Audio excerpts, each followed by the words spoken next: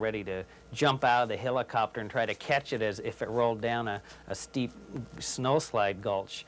And it's those kind of things you hope to get on tape, but you don't always get to, so that the audience can be a part of something that they probably never would be able to see otherwise.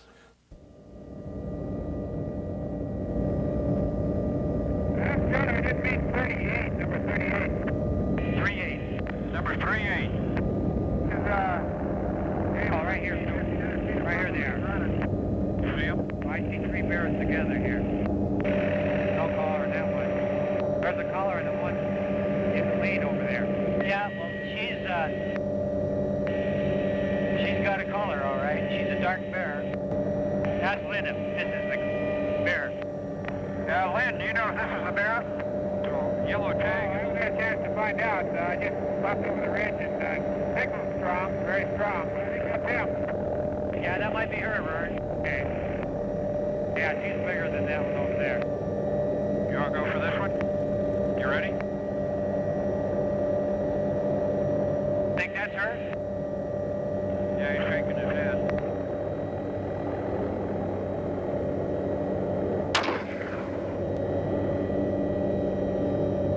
How'd you do, John? Got her. You got a good spot? Yeah, right in the butt. We're a good spot. Time, Bob. I got it. When the bear's darted and it takes off and finally it goes down like in a mountain hemlock patch, you can't see the bear in there. You don't know whether the bear is out or not. John and I try to talk one another, who's going to go in there first? Laverne Byer and John Shane have handled over 70 bears in recent years, working for the Alaska Department of Fish and Game. Shane is a game biologist, and Byer is a big game hunting guide and trapper turned research technician. They both agree the sedatives they use on the bears aren't as predictable as they might wish. 4 of us went over and we started to grab a hold of this bear, and I got a hold of the collar of the bear on the uphill side. We were going to just kind of drag her downhill and get her into this little opening. And we're just starting to drag her down, and pretty soon I hear these guys yelling, hey Vern, look out. And I turned around, and here she was standing up, and I was holding on to her collar, and we all started running downhill. And here she was trying to look back, and boy, I knew she was going to get me. Their main objective is to attach a radio collar, but they take the opportunity to weigh and measure the bear, place an ear tag, take a temperature reading, and to pull the smallest tooth, which is an indicator of age. In addition, they take hair and blood samples in order to analyze mineral and chemical levels. Once a radio collar has been attached, a small plane outfitted with specialized receiving equipment periodically charts the bear's location. We've been at this now for about 4 seasons, and we're beginning to learn a number of things. We're getting a basic understanding of reproductive rates. It appears that on Admiralty Island, for example, brown bears may begin to breed for the first time around age 5 or 6. Average litter size is 2 or less. There appears to be a fairly high mortality of the cubs of the year from the first year born to the time that they're yearlings. We've identified denning habitat. On Admiralty Island, many of the bears den in rock crevices or caves up in very steep, rugged country. It's interesting that on Chichagof Island, where we don't have as much of that steep, rocky country, the bears are denning more in forested habitat, and especially associated with large old-growth trees like Sitka spruce trees, or in snags that have deteriorated, where they're going in with heart rot and excavating inside of the snag and denning right inside of the tree. In terms of habitat uses, so far we've found that the alpine, subalpine is a very productive habitat and used extensively in the early summer. Of course, the grass flats with the sedges, which the bears eat quite a bit, just like a cow grazing along a grassy field. In the early spring, the bears do that. The old-growth forest is a productive habitat, and bears make considerable use of that.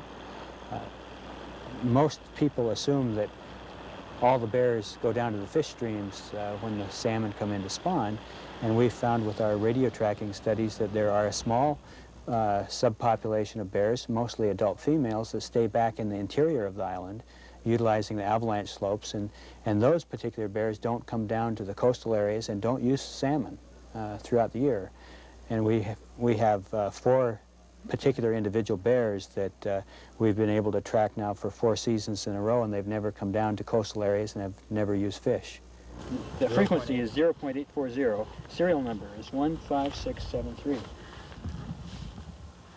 One of the major developments that relate to grizzly bears across from the Rocky Mountain states, where they still occur in the lower 48, on up through coastal British Columbia and Alaska, is intensive forestry.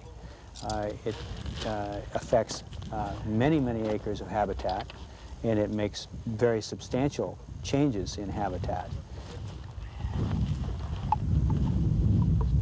One of our major objectives is to monitor the Noranda mine development in Hawk Inlet. And as we started this program, we had planned to get 2 years of baseline data before development and follow development for 2 years and then into the actual mine operation for 2 years. Well, in a sense, we're fortunate that we have 4 years of baseline data before development really starts. So we anticipate 2 years of development, which will probably really get going this coming season. And then hopefully we'll be able to carry this program on so that we can actually work closely with the people at Noranda. They're very interested in cooperating with us, and offers management suggestions, and try to do everything we can to minimize impact on a very high density bear population, and then actually watch the before, during, and after effects on a bear population. It's almost an unprecedented opportunity, and one that we're quite serious about making the most of. Mark still which one's which? With the tooth. You've marked the tooth. Okay. Okay, got you. That's good. And here. Their populations have declined dramatically across the continent, where they used to be quite abundant. Today they're probably less than 1% of the original bears in the lower 48, and they occur on about 1% of their original range. So by gathering information now in southeast Alaska, where bears are very abundant and in very healthy populations, we can plan to manage the bears into the future. I said there were 2 full-time staffers working on Rain Country. One is videographer Skip Gray. The other is Randy Burton. He's the producer of the Rain Country series. As producer, he's responsible for all the details necessary to get the program on the air each week. Randy, with all the stories that Rain Country does, how do you decide which stories go on the air? Well, a lot of them is what I think the viewers would be interested in seeing. There are so many wonderful things about Southeast Alaska that we possibly couldn't cover them all, but some of them have the extra element of maybe a beautiful scenery, or someone who has done something that most of us don't really get to do. Maybe we just think about doing them, but have never taken the time to really do it. And there are other things that are also important that we try and work into the series, and those are the historical kinds of things about the places where we live. The mining history of Juneau, the history of an airfield in Metlakatla, things that just sort of are there, and we pass and we see the ruins, and maybe we have never thought about what they really are. And these are the kinds of things that we try and do. One of the stories that the Rain Country staff has selected for inclusion in this program is about Angoon. Why was that story selected? Well, the native culture has played an important part in the life of Southeast for centuries. The cultures have been here and have developed very beautiful art forms, and it's always interesting to know how those art forms started and what processes the native peoples have developed to continue that art form. And the culture and the society that we see today, what are the reasons behind it? And in selecting the story about Angoon and the receiving of a dragonfly headdress, this story just happened to show a broader range of the native culture in one story than what we had done in others. Legends say that it was the raven who created the world. was the raven who made the sun and the moon and stars, but it's the beaver who's credited with leading the raven's people to a place that would become the village of Angoon, a village that would prosper and develop a culture so strong that it still continues to carry on. Earlier this century, much of the Tlingit culture was lost to an imposing Western society. The battleground for lands was now to be fought in courtrooms. Education was essential for survival. For the culture to survive, a lot had to be sacrificed. The native students were discouraged and often punished for speaking their native language. With the language goes a frame of mind, both, of course, being an important element to any culture. But the culture survived.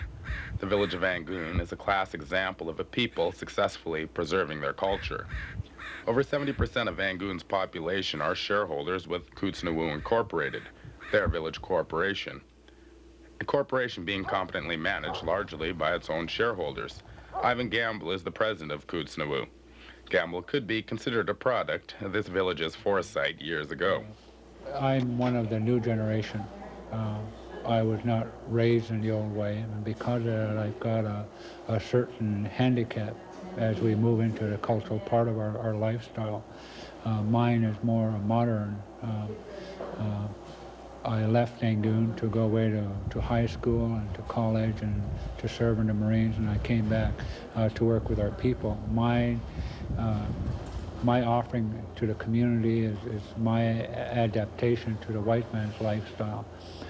Through the education I gained on the outside, I was able to come back and through certain projects and organizations, been able to work for the betterment of Angoon. Just about everything we do starts with a suggestion or advice from the elderly people. They're very strong in the old ways, and I think that's what allowed us to progress as we have.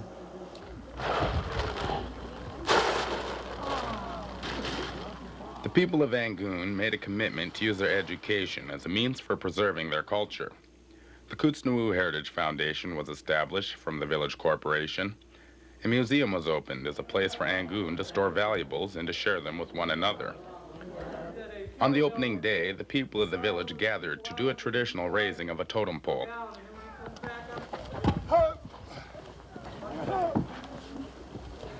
At this ceremony, the elders spoke out and explained the significance of the raven totem. The raven was the father and represented the spirit of the people. Today, we are asked, as a native people, where is your landmark? Where is your landmark? The white people believe in putting up a stake. This is my claim. And they put up another stake. This is my claim. Sometimes it's just a little piece of brass. And they said, that is my claim. The claim of my fathers is here now, standing up. Standing up. All right. Suppose they don't have it in the places. Right over there outside of Hood Bay, I would call your attention to a landmark. It's written on a rock. And the plates that they used was to cut their temple. Right here is their temple, where the blood squirts. So they cut that in order to put a mark on that, and there's nobody in this world that can wash that paint off. That is our landmark. You'll find one in front of Foot Bay. You'll find another one right across by Tenakee, and several others I could mention. You have a claim, and nobody can tell you that it is not yours. And so we show today. My fathers have showed you folk their landmark, the flag of our native people, the raven, which is my big father, and I'm proud of it. Thank you. Several years ago, during a potlatch held in Angoon, a valuable headdress was stolen. The dragonfly headdress was last seen in 1904, as shown here being worn by a clan member of the Steele House. Its whereabouts remained a mystery until just recently, when a young Sitka carver recognized it in a catalog. Harold Jacobs was not only instrumental in locating the headdress, he also helped raise the $25,000 needed to purchase it back. A collector in New York City sent a slide and information about it to the Sheldon Jackson Museum. Shelf Jackson Museum is now state-owned. And they didn't have the funds to purchase it, and the curator showed me the picture. And I immediately wrote to the owner in New York City and told him what story I knew about it, and he sent me a photo, and then I forwarded it on to Cyril George, and they took action from it on there.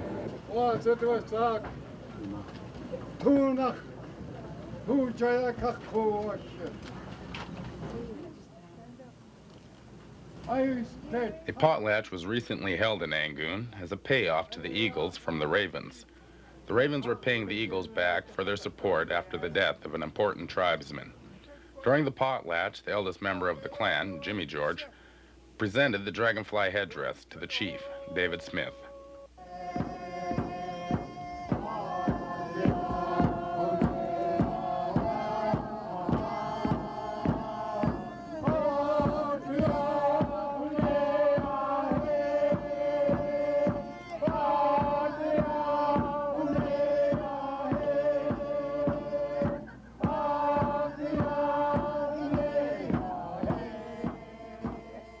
The weekend of ceremonies was capped off with yet another potlatch, commemorating the 103rd anniversary of the Angoon bombing, an unprovoked attack by the U.S. Navy, which left Angoon disabled for some years after. Angoon survived that bombing. Angoon survived change and a new society. The people of this village preserve their culture and are now reviving it. Though they may be some years behind in many areas, they are well advanced in the way of keeping something that is theirs.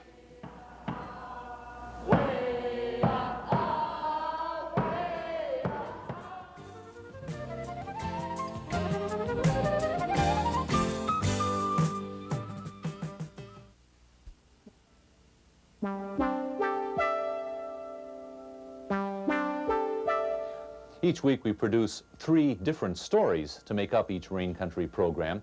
Each story is about 7 minutes long, although they may take 20 hours or more to produce. Randy, can you explain all the ingredients that go into making up just one Rain Country story? Well, each story has to start with an idea. And that idea sometimes comes from a viewer who's taken the time to write or to phone in and say, hey, this would be a really great topic for Rain Country.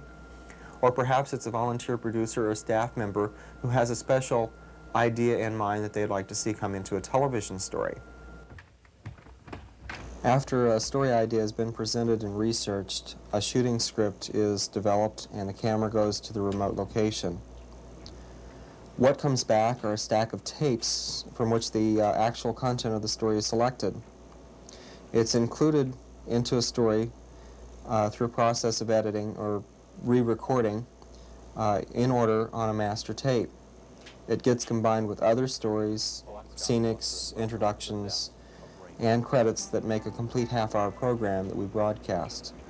And briefly, that's the mechanics behind making Rain Country. Each of the stories on Rain Country include all of these television mechanics, but some stories have some extra undefinable dimensions to them. This next selection in our Best of Rain Country series is an example. Are you happy when you ride the horse? Yeah? Do you want to get on now? Yeah? I sort of like the idea of it, and it seemed like it would be pretty educational. And also, it's sort of neat to teach them. And so you get the experience of teaching kids who don't usually get to do that. For one thing, you can find more friends, and you can make more friends. And it's just, I don't know, it's funner, I guess. Members of the Midnight Riders, a Juneau 4-H riding club, wanted to perform a community service. The Special Horses for Special Kids program gave them an opportunity to provide a service by sharing their horses with the handicapped children of Reach Incorporated. I think it's a learning experience for everybody that's involved, including the horse. It's, the horse learns how to handle being crowded by having lots of people around it all the time, which horses normally don't like to do. The children who are handicapped, of course, get the benefit of learning how to take care of a horse, how to brush it, what hooves are, what a mane is, what a tail is. Learning how to work around a horse, whether you go in front of it, between it and the wall, that kind of thing, how to get on and off. They learn how to relax on the horse. The kids who are in the regular 4-H group, the Midnight Riders, learn what their particular animal will do with another child on its back, and they learn how to control their horse more from the ground than they have had to before. Some of the kids had children that had seizures, and they had to deal with that. There's a blind girl who has done remarkably well in controlling the horse, and the kids have to learn to make allowances for the fact that you just can't turn this child loose and say, you know, go over there or come over here or whatever. You actually have to give her some guidance. There's a deaf child who, of course, we need a signer with. And they've learned, you know, you just can't say, hey, come here, to a deaf child and expect them to come over to you. And so they've learned to escort kids around more, too. There she goes. You guys, have you worked with Joanne before? She really grips hard, and you need to kind of keep her feet out of his barrel. We spent an entire month training the horses and training the volunteers to work with handicapped kids. And we took different roles, like I would be a blind person, and the 4-H kids would have to figure out how they were going to teach me to get on the horse and to ride the horse. Or someone would take the role of a deaf person